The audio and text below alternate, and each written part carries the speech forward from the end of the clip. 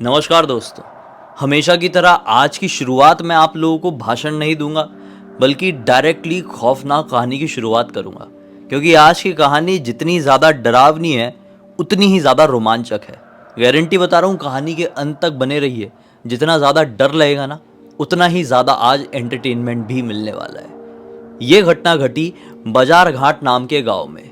शुरुआत इसकी तो घाटपुर नाम के गांव से हुई थी सन 2000 में। जी हाँ, ऐसा टुकड़े टुकड़े में बताऊंगा तो समझेगा नहीं। आइए मेरे साथ चलिए सन 2000 में घाटपुर गांव में, और दिमाग में एक छोटा सा गांव क्रिएट कर लीजिए। इस गांव के हर एक सदस्य बड़े खुशहाली से अपना जीवन यापन कर रहे थे। एक दिन की बात है, घनघोर बारिश का मौसम चल रहा था, और इसी बारिश के मौसम में बड़ी खौफनाक बाढ़ इस गांव में आ जाती है, जिस बाढ़ की चपेट में आकर काफी सारे लोगों की मृत्यु हो जाती है। इन्हीं पीड़ित परिवारों में से एक परिवार था मालती देवी का। मालती देवी की उम्र यही कोई 35 साल के आसपास की थी। उनके पति थे जो कि पैरालिसिस से पीड़ित थे, और उनका एक छोटा सा बेटा भी था। बाढ़ आती है तो अपने पति और अपने बेटे को लेकर भाग नहीं पाती है, और इसी बाढ़ की वजह से उनके पति और उनके बेटे की वहीं पर मृत्यु हो जाती है। बहुत खतरनाक मंजर था वो। सब कुछ बर्बाद हो जाता है, तहस नहस हो जाता है। इस गांव में ना जाने कितने सारे लोगों ने अपना सब कुछ गवा दिया था इस बाढ़ में, लेकिन मालती देवी सर्वाइवर थी। केवल मालती देवी इस परिवार में नहीं बची थी। इस परिवार में एक और लड़की बची थी जिसका नाम था पाखी, मालती देवी की बड़ी बेटी। मालती देवी ठान लेती है कि मैं अपनी बेटी पाखी को पाल पोस कर बड़ा करूंगी। वो बोलती है कि घाटपुर से निकलती हूँ और दूसरे गांव में जाकर कोई सहारा, कोई बसेरा ढूंढती हूँ। वहां से निकली, अपने बेटे और पति का अंतिम संस्कार करके। घर तो सब पूरा बर्बाद हो गया था। पैसे वाले थे इन लोग, पैसे जमा करके रखे हुए थे, व्यापारी लोग थे शुरू से। तो पैसे और अपनी बेटी को लेकर वो घाटपुर से एक दूसरे गांव की तरफ चल पड़ी। चलते चलते, घूमते घुमाते, पहुंचते पहुंचते ये पहुंची बाजार घाट नाम की जगह में। बाजार घाट भी एक छोटा सा गांव था, और इनके गांव से लगभग 65 किलोमीटर की दूरी पर था। इस गांव में उनको एंटर करते से ही एक आदमी मिला, जिस आदमी को इन लोगों ने अपने परेशानी का कारण बताया। और आदमी ने बोला कि अरे आप लोग टेंशन क्यों ले रहे हो, मेरा एक घर है जिसे मैं किराए पर देना चाहता हूँ, आप चाहो तो रह लो। अभी पैसे नहीं है तो चिंता मत करो, आप लोग खुद इतने परेशानी से जूझे हुए हो, अभी पैसे नहीं लूंगा, आप लोग रह सकते हो। अब पैसे तो थे इन लोगों के पास, खैर वो तो सेकेंडरी मैटर है। ये लोगों ने अपना सामान जो भी लेकर आए हुए थे वहां पर रख लिए। अब देखो भाई, सामान अमान सब सेटल्ड किए नए घर में। 12 साल की पाखी और उसकी माँ ने। रात कब हो गई पता ही नहीं चला। अब जब कपड़ों वाली पोटली खोल रहे थे तो नजर पड़ी, अरे बाप रे, अरे बाप रे, कपड़े तो पूरे बाढ़ के कारण खराब हो गए यार, सड़ जाएंगे कपड़े, फिर तो कितना खर्चा हो जाएगा कपड़े वपड़े खरीदने में। तो मालती देवी अपनी बेटी पाखी से क्या कहती है कि मैं जाती हूँ थोड़ा धोबी घाट, और वहां से कपड़े धोकर ले आती हूँ। इस गांव में एक बढ़िया सी एक नदी थी। इस नदी को इन लोगों ने दिन में देख लिए थे। जहां पर ये रुके हुए थे, जहां पर इन लोगों ने ये नया नया घर अपना बसाए थे, वहां से मुश्किल से 1 किलोमीटर की दूरी पर थी वो नदी। वहां पर ही था घाट, और वहीं पर इन्होंने सोची कि जाती हूँ कपड़े धोकर आती हूँ। तो 12 साल की बेटी ने अपनी माँ को रोकते हुए ये कही कि माँ अभी क्यों जा रही हो, रात के 10 बज रहे हैं, अभी मत जाओ, सुबह चले आना, क्या टेंशन है। तो इसने बोली कि अरे यार, आज काम करने का मूड बना है तो कर ही लेती हूँ, कपड़े धो के सुखा दूंगी, सुबह तक सूख भी जाएंगे, फिर हमको कहीं दिन में कहीं जाना वाना रहे, प्रधान जी से मिलना रहे कि नया बिजनेस हमको स्टार्ट करना है, क्योंकि यहाँ पे बसेरा तो पालना है भाई। तो एक काम करती हूँ, चले जाती हूँ, और तू एक काम कर, दरवाजा अंदर से बंद कर और सो जा। ऐसा हुआ, खाना वाना इन लोगों ने खा लिए थे, वो सो गई। ये बढ़िया गठरी में बांधी अपने कपड़े और निकल पड़ी उस नदी के घाट की तरफ। गाना गुनगुनाते हुए वो उस नदी के घाट में पहुंची ही है कि अचानक से उसकी नजर पड़ी 4 लोगों के ऊपर। ये 4 आदमी थे जो कि पटक पटक के पटक पटक के पटक पटक के कपड़े धो रहे थे। ये देख के थोड़ा शौक हुई कि अरे ये कपड़े धो रहे हैं कि किसी चीज की खुन्नस निकाल रहे हैं। उनके ऐसे बर्ताव को देखकर वो वहीं पर रुक गई। लेकिन आगे बढ़ती बढ़ती मालती जैसी अपनी जगह पर रुकी है, वो अपने कपड़े पटकना बंद किए, और उनमें से एक आदमी बड़े खुन्नस में मालती को देखा। मालती ने इस आदमी को देखी तो मालती की सिट्टी पिट्टी गुल हो गई, क्योंकि ये आदमी की जो आंखें थी वो किसी भी प्रकार से इंसान की आंखें नहीं दिख रही थी, बल्कि लाल भक चमकदार आंखें दिख रही थी।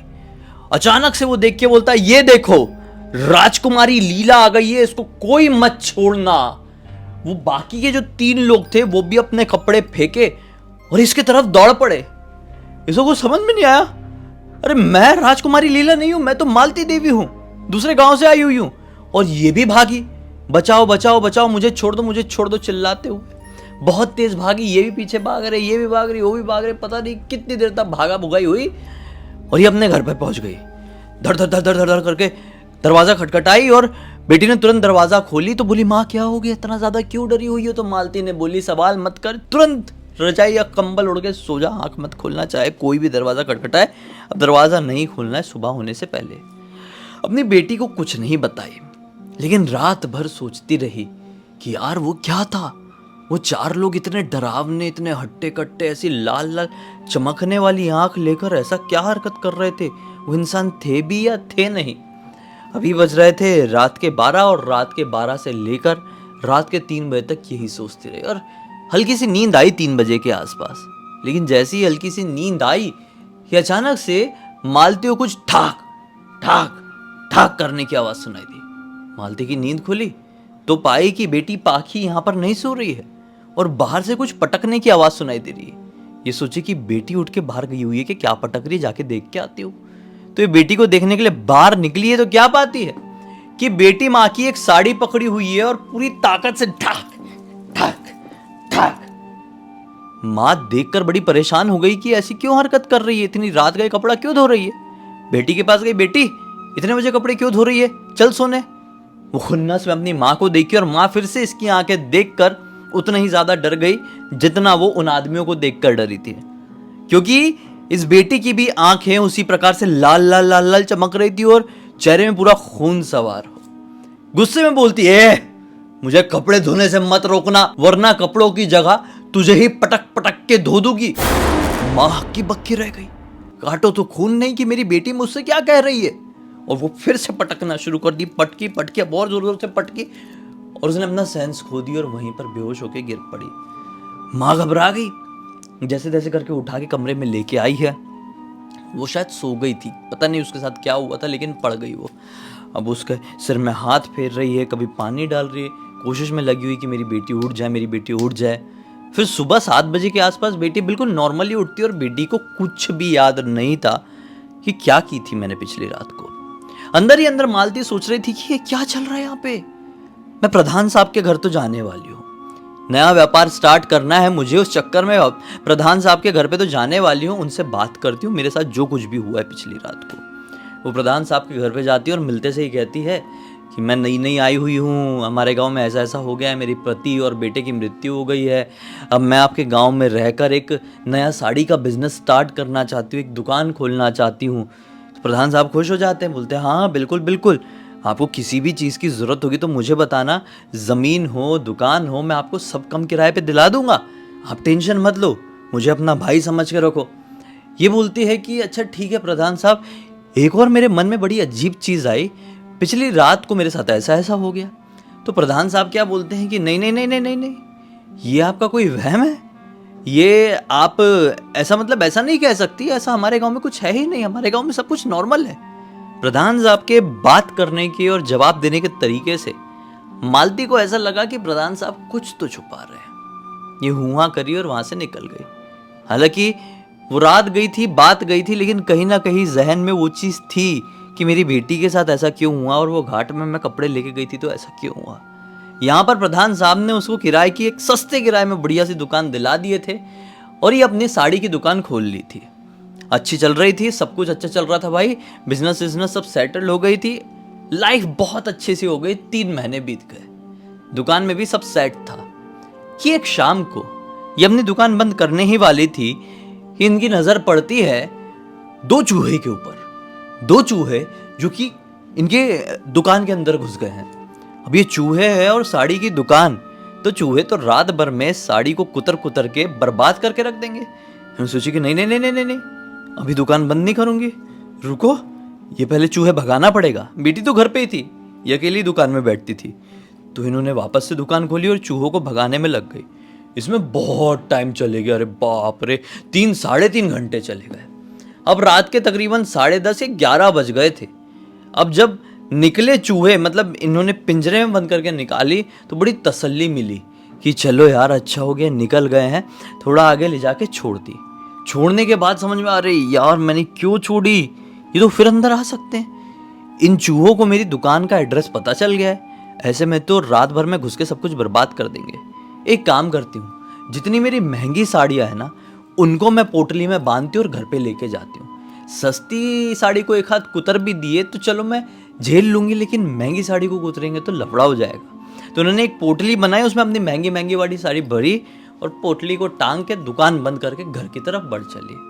अब घर की तरफ बढ़ी है और रास्ते में वही वाला इलाका पड़ा, वही नदी वाला, वही घाट वाला। हालांकि रोज पड़ता था, लेकिन इतनी रात गए इस नदी इस घाट के इलाके में वो गुजरती नहीं थी। आज पहली बार ये चूहों के कारण लेट हो गया था। 11 बजे, 11:30 बज गए थे अब तो पैक वैक करते हुए। तो 11:30 बजे के आसपास वो उसी नदी के उसी घाट के सामने से गुजर रही थी।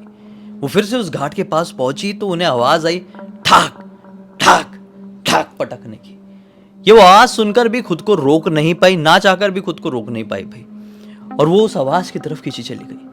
आखिरकार वो एकदम घाट के सामने पहुंची और फिर से उनकी नजर पड़ी वही 4 लोगों पर जो कि उस दिन ऐसे पटक पटक के धो रहे थे और इसके पीछे भागे थे। ये घबरा गई और अब बिना कुछ बोले उल्टे पांव भागने की कोशिश करने लगी। लेकिन आज हाथ में भार था, पोटली थी।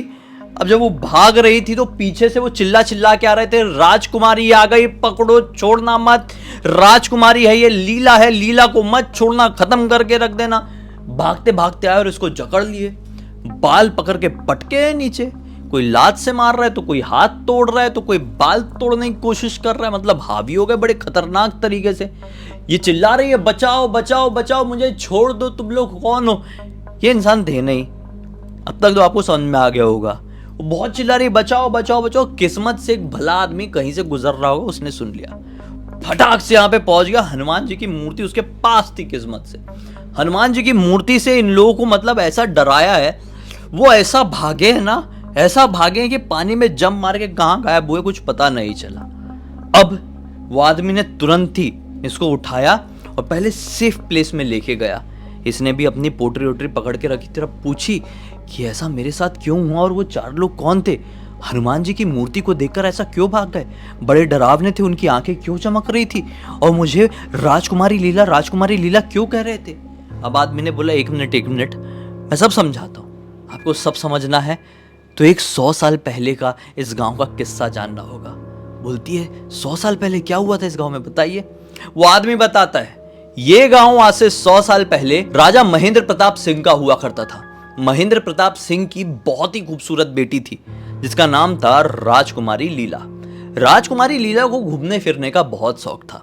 वो रात में अपना खाना खाती थी और अपनी कुछ सखियों के साथ और कुछ सैनिकों के साथ अपने रथ में सवार होके जंगल में घूमने निकल जाया करती थी।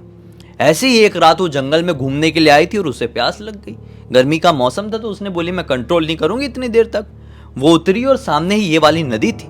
वो इस नदी के पास पानी पीने के लिए आ गई। पानी पी ही रही थी, किसी घाट में थोड़ा साइड की तरफ कपड़े धोते हुए एक धोबी की नजर इसके ऊपर पड़ गई। उस धोबी का नाम था टीकू चंद। टीकू चंद ने इसको देखा और उसकी खूबसूरती पर मंत्रमुग्ध हो गया। टीकू चंद ने सोचा कि जीवन में एक बार राजकुमारी से बात कर लूंगा, मेरी लाइफ सेट हो जाएगी। टीकू चंद राजकुमारी की तरफ बढ़ा ही है कि सैनिकों ने देखे, अरे ये राजकुमारी को कोई नुकसान पहुंचाने आ रहा है क्या। गुस्से में आया और टीकू चंद को धक्का दे दिए। तो धक्के के कारण टीकू चंद पानी में गिर गया। इससे टीकू चंद को बहुत ज्यादा बेइज्जती महसूस हुई। उस दिन के बाद से टीकू चंद ने ठान लिया कि अब चाहे जो हो जाए वो राजकुमारी से बात करके रहेगा, कुछ भी हो जाए एक बार राजकुमारी का हाथ पकड़ के रहेगा। उसके मन में शैतान जाग गया, बदले की भावना जाग गई। उस रात के बाद से हर रात हर दिन वो राजकुमारी के पीछे पड़ गया, राजकुमारी को स्टॉक करने लगा। अब इस बात की खबर राजकुमारी को तो पड़ गई।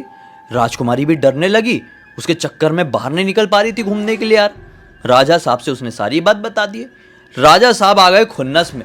राजा साहब ने अपने सैनिकों को बोले कि देखो तुमको जो करना है कर लो, लेकिन उसका खेल तमाम, मैं तुमको छूट दे रहा हूं, उसको सबक सिखा के आ जाओ, जो करना है करो।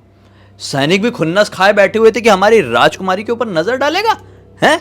सैनिक भी निकले और एक रात को मतलब वो और उसके 3 भाई उसी नदी किनारे कपड़े धो रहे थे। सैनिक वहां पे आए और इन चारों को इतनी बुरी तरह से पीटे हैं कि चारों की बड़ी खतरनाक दुर्दशा के साथ मृत्यु हो गई। अब एक टीकू चंद तो गलत था, लेकिन उसके 3 भाइयों को खबर भी नहीं थी कि ऐसा हमारे साथ क्यों हो रहा है, कुछ नहीं मालूम था। बेचारे गेहूं के साथ घुन बनकर वहीं पर पिस गए। सब कुछ खत्म हो गया।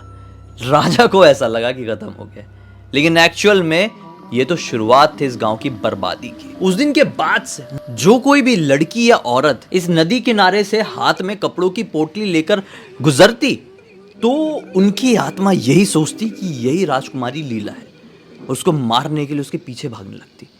पिछले 100 साल में इस गांव में उन चारों की आत्माओं की वजह से लगभग 200 महिलाओं की जान जा चुकी है। और वो आत्माएं सिर्फ पोटली वाली औरतों के पीछे इसलिए पड़ती है क्योंकि राजकुमारी भी अपने साथ हमेशा एक पोटली लटका कर रखती थी।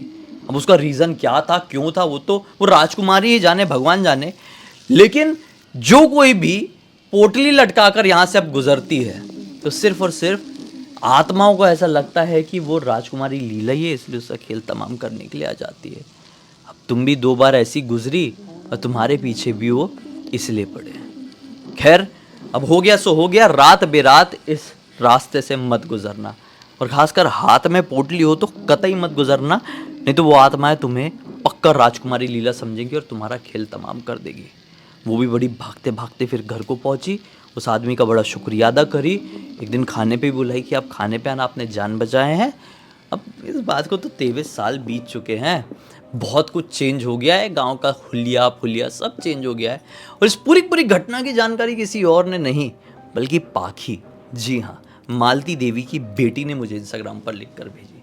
बोली कि भाई बड़ा खतरनाक किस्सा हुआ था हमारी माँ के साथ, आप बताइए। तो मैं लेकर आ गया आप लोगों के साथ। उम्मीद करता हूं अब तक देखे हैं तो पसंद जरूर किए होंगे। भाई इसी बात पे लाइक कर देना, चैनल को सब्सक्राइब करके बेल आइकन दबा के ऑल के ऑप्शन में क्लिक कर देना, क्योंकि इसी तरह के हैरान कर देने वाले खौफनाक वीडियोस डेली आप लोगों के सामने लेके आता रहता हूं। इंस्टाग्राम की लिंक इस वीडियो के डिस्क्रिप्शन बॉक्स में मिल जाए, क्लिक करके डायरेक्टली वहां पर पहुंच जाना। और इसी तरह की कोई भी कहानी, टॉपिक या जानकारी आप लोगों के पास भी है तो लिख भेजना ना। हो सकता है मेरा अगला वीडियो कल आप लोगों के हिसाब से ही बन रहा हो। मेरे गेमिंग चैनल को भी सब्सक्राइब कर देना, अब तो उसमें मैं हॉरर गेम्स भी डाल रहा हूँ, वहाँ पे मनोरंजन के साथ एक अलग ही डर मिलेगा। बाकी हम तो इसी अंदाज में कल आप लोगों के सामने फिर से जाहिर हो जाएंगे।